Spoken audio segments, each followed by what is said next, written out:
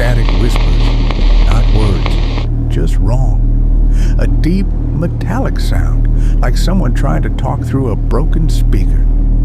Something moves in the reflection of the screen, but not in the room. Hallway, longer than before, too long. It never used to be this long.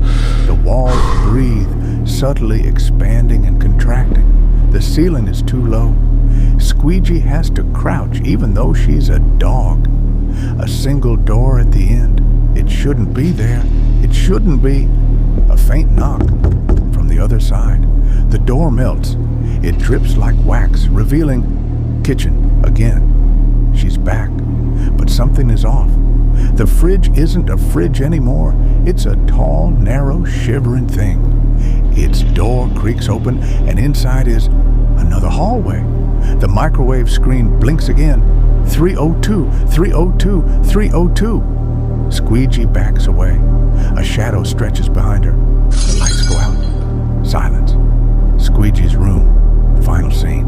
She's in bed. Her heart is pounding, but nothing happened, right?